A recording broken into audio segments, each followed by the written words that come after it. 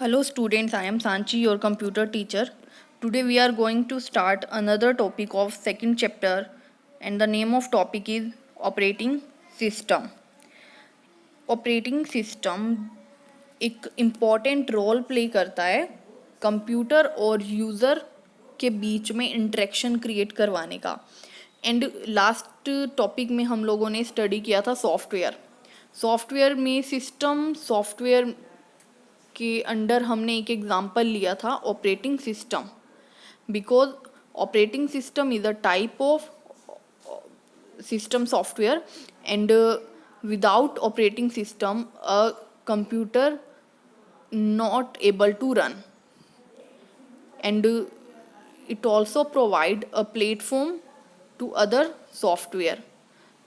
Without operating system एक computer run नहीं कर सकता, आप उस पर कोई भी एप्लीकेशंस कोई भी सॉफ्टवेयर इंस्टॉल नहीं कर सकते हैं.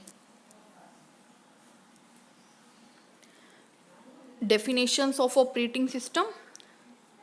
An operating system is a program that acts as an interface between the user and the hardware and control and manage all the overall resources of computer system. An operating system is an integrated set of specialized programs that are used to manage overall resources of and operation of the computer. जो operating system है एक user और hardware के बीच में as a interface work करता है, and जो resources हैं कंप्यूटर के उन्हें कंट्रोल करना एंड मैनेज करना, वो सब काम ऑपरेटिंग सिस्टम का रहता है. एंड जो भी ऑपरेशंस हैं, जो भी फाइल्स हैं, जो भी इनपुट आउटपुट डिवाइसेस हैं, मेमोरी मैनेजमेंट, वो सब वर्क हमारा ऑपरेटिंग सिस्टम का रहता है. फंक्शंस. ऑपरेटिंग सिस्टम बहुत सारे फंक्शंस को परफॉर्म करता है. इट मीन्स बहुत सारे रोल हैं जो उसको प्ले करने पड़ते हैं. First is memory management. Memory management में क्या वर्क रहता है. फॉर एग्जांपल अगर मेरे 5 to 6 program at the same time run हो रहे हैं, देन ये डिसाइड करना कि किस पर्टिकुलर प्रोग्राम को मेमोरी प्रोवाइड करनी है और कितनी देर के लिए प्रोवाइड करनी है, एंड आफ्टर कंप्लीशन उससे मेमोरी डी एलोकेट करना. इट मीन्स मेमोरी देना, allocation and D allocation, memory after processing उससे वापस ले लेना. ये सब काम मेमोरी मैनेजमेंट में हमारा ऑपरेटिंग सिस्टम का रहता है. Device management. Input output devices जो भी होती हैं हमारी कंप्यूटर की keyboard, mouse, monitor, printer etcetera, इन सब का ट्रैक रिकॉर्ड रखना. इनपुट आउटपुट डिवाइसेस को कंप्यूटर के साथ अटैच करना. इनपुट आउटपुट कंट्रोलर का रोल प्ले करना. डिसाइड करना कि कौन सा प्रोसेस डिवाइस को यूज़ करेगा, कितनी देर के लिए करेगा और कब करेगा. डिवाइस को एलोकेट करना और डिवाइस को डी एलोकेट करना. Process management. प्रोसेस मैनेजमेंट में फॉर एग्जांपल अगर हमारे more than one program same time पर अंडर प्रोसेसिंग है, तो टास्क मैनेजमेंट करना कि कौन सा वाला प्रोग्राम को हमें फर्स्ट सीपीयू प्रोवाइड करना है और कितनी देर के लिए उसे देना है. इसमें सीपीयू का एलोकेशन एंड डी एलोकेशन रहता है. सीपीयू प्रोवाइड करना और उनसे किसी भी प्रोग्राम से ले लेना. Next is security. Password protection के लिए यूज़र अथोराइज्ड है अगर कोई, उसे सिस्टम को यूज़ करने की परमिशन देना. अगर कोई अनऑथोराइज्ड यूज़र है तो उसे सिस्टम अलाउ नहीं करना, मतलब यूज़ नहीं कर सकता वो. सेम पासवर्ड अगर हम लोग यूज़ कर रहे हैं, ये एक सिक्योरिटी का ही पार्ट आता है. एरर डिटेक्ट करना.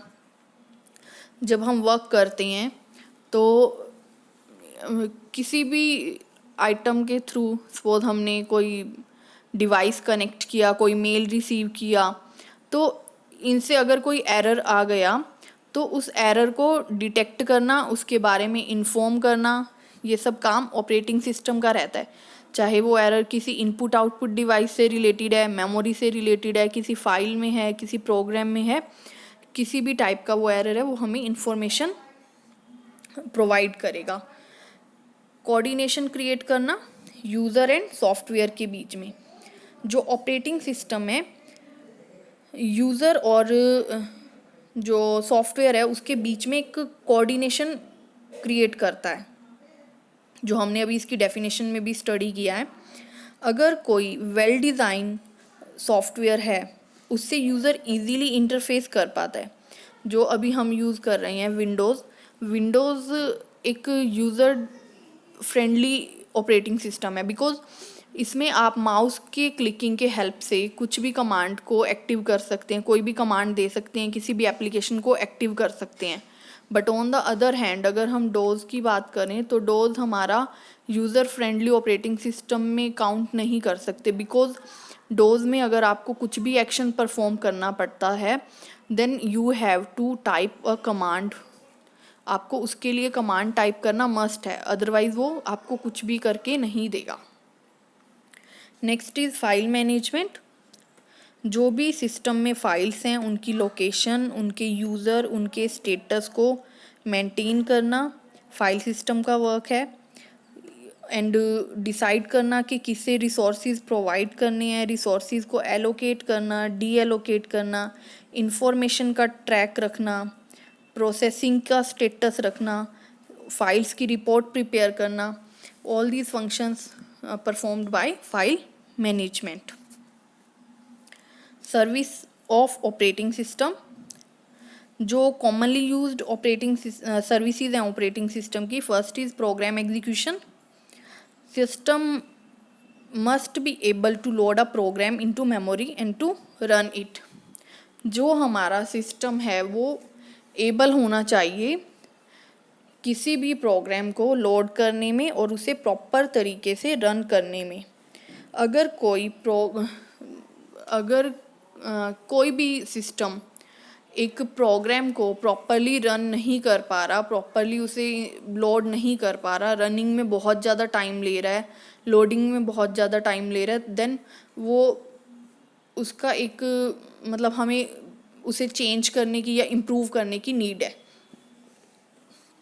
Next is input output operation and running program होता है जब मे बी कई बार हमें इनपुट या आउटपुट की रिक्वायरमेंट हो जाती है डिवाइसेस की।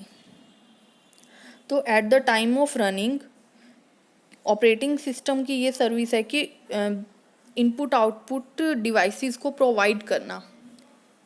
अगर at the time of running हमें किसी की नीड पड़ती है तो फाइल सिस्टम मैनिपुलेशन, फाइल्स को क्रिएट करना, डिलीट करना, रीनेम करना, कॉपी करना एटसेट्रा, जो भी उससे रिलेटेड वर्क है, एडिटिंग करना, एप्रोप्रिएट कमांड्स की हेल्प से ऑपरेटिंग सिस्टम का वर्क होता है कि फाइल्स को, पूरे सिस्टम्स को मैनेज करना, उन्हें मैनिपुलेट करना। नेक्स्ट इज़ कम्युनिकेशन एंड जो प्रोसेस है, जो हमारे प्रोसेसेस हैं, यूज़र के साथ कम्युनिकेशन इजीली क्रिएट करना, इम्प्लीमेंट करना। जो भी हमारी प्रोसेसेस हैं उन्हें चाहे बाय मेमोरी शेयर करना या फिर मैसेज पासिंग टेक्निक की हेल्प से पैकेट के फॉर्म में इंफॉर्मेशन को इधर मूव करना प्रोसेसेस के बीच में। मतलब एक प्रोसेस को दूसरे प्रोसेस से अगर कम्युनिकेट करना है देन एक ऑपरेटिंग सिस्टम ये सर्विस प्रोवाइड करता है कि वो हम कर सकते हैं, चाहे वो हमें मेमोरी शेयरिंग की हेल्प से करना पड़े या फिर मैसेज पासिंग की हेल्प से करना पड़े, इंफॉर्मेशंस को एक्सचेंज करके। Next is error detection. Error detection जो अभी हमने फंक्शंस में भी किया है ऑपरेटिंग सिस्टम के, तो सेम वही, अगर कोई एरर आता है सीपीयू में, मेमोरी में, इनपुट आउटपुट डिवाइसेस में या यूज़र प्रोग्राम में, उन सब को डिटेक्ट करना, उनके बारे में अप्रोप्रिएट एक्शन लेना, इंश्योर करना कि वो हमने करेक्ट कर लिया और अभी वो मतलब रिमूव हो चुका है। Next is type. There are many types of operating system. Single user operating system, multi user operating system, interactive, real time, multitasking, time sharing and serial processing system. First of all हम single user operating system को explain करेंगे। जो single user operating system है वो operating system एक time पर एक ही user को वर्क करने की परमिशन देता है। जो हमारा सिंगल यूज़र है, operating system is developed for use on a computer और similar machine that will have a single user at any time. In other word, this type of operating system have only one user at a time. मतलब ये एक time पर एक ही work करेगा और एक ही user का करेगा। एंड ये जो होते हैं हाईली सिक्योर्ड होते हैं, बिकॉज एक ही यूज़र वर्क कर रहा है तो उसका अपना वर्क रहेगा, किसी और का इंटरप्शन नहीं रहेगा। डोज ऑपरेटिंग सिस्टम हमारा सिंगल यूज़र ऑपरेटिंग सिस्टम है। एंड स्टैंड अलोन सिस्टम होते हैं, डाटा इसमें डिस्ट्रीब्यूटेड नहीं होता, कोई शेयर्ड नहीं होता डाटा। एक चीप होता है ये कंपेरेटिव टू मल्टी यूज़र, और मल्टी यूज़र के कंपैरिजन में से लेस मेमोरी रिक्वायर्ड होती है। Multi user operating system, multi user operating system is a computer operating system that allow multiple user on different computer और terminal access a single system with an operating system on it. जो multi user है ये more than one user को same time पर system use करने की permission देता है। मतलब एक से ज़्यादा यूज़र एक टाइम पर प्रोग्राम को रन कर सकते हैं।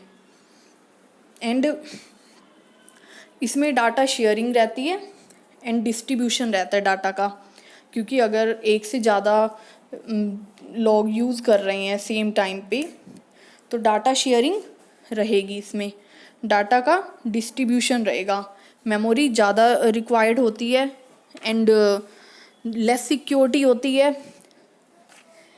एंड जो मैनी सिस्टम्स होते हैं वो एक दूसरे से कनेक्टेड रहते हैं। Linux and Unix are the example of multi user. And इसके जो फंक्शंस हैं वो सिंगल यूज़र के कंपैरिजन में ज़्यादा होते हैं, बिकॉज मल्टी यूज़र है तो इसे फंक्शंस भी ज़्यादा प्रोवाइड करवाने पड़ते हैं। Real time operating system, in real time processing system response time is already fixed, means that the time to display the result after processing is fixed by the processor or CPU। जो real time operating system होते हैं इसमें response time fix कर दिया जाता है कि अगर एक यूज़र प्रोग्राम को रन करवा रहा है, अगर मोर देन वन यूज़र प्रोग्राम को रन करवा रहे हैं, प्रोग्राम्स अंडर प्रोसेसिंग हैं, तो किस पर्टिकुलर प्रोसेस को कितना टाइम प्रोवाइड करना है ये पहले से ही सीपीयू और प्रोसेसर जो भी है वो डिसाइड कर लेते हैं। मतलब ऑलरेडी ही बिल्ट इन होता है, इसमें जो भी रिक्वेस्ट होता है वो सीपीयू उसी टाइम में ही अपने अकॉर्डिंगली परफॉर्म करता है। These type of system are used in reservation. Time sharing system allocates a very short period of CPU time one by one to each user process। इसमें क्या रहता है कि एक बहुत शॉर्ट पीरियड CPU प्रोवाइड करता है हर एक प्रोसेस को। अगर आप क्यू में हो, ठीक है, आपको एक 1 मिनट के लिए आपको CPU प्रोवाइड किया गया और 1 मिनट के बाद आपसे CPU ले लिया जाएगा। आफ्टर दैट जब आपकी टर्न आएगी क्यू में जो भी हैं प्रोसेस, उनके बाद आपकी जब टर्न आएगी तब आपको दोबारा से प्रोवाइड किया जाएगा। टाइम शेयरिंग में ये इस प्रोसेस पे वर्क करता है। जो शॉर्ट टाइम ऑफ पीरियड रहता है उसे हम या तो टाइम स्लाइस बोलते हैं या टाइम स्लॉट बोलते हैं।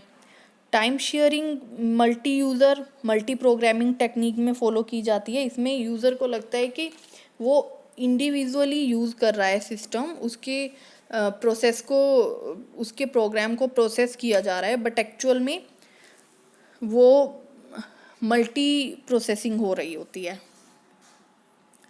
सीरियल प्रोसेसिंग ऑपरेटिंग सिस्टम जो हमारा होता है, इसमें एक ही जॉब, एक ही प्रोसेस, एक ही प्रोग्राम कंप्यूटर मेमोरी में रहता है और तब तक जब तक वो प्रोग्राम एग्जीक्यूट नहीं हो जाता तब तक किसी अदर जॉब को या नेक्स्ट प्रोग्राम में एंटर करने की परमिशन नहीं मिलती।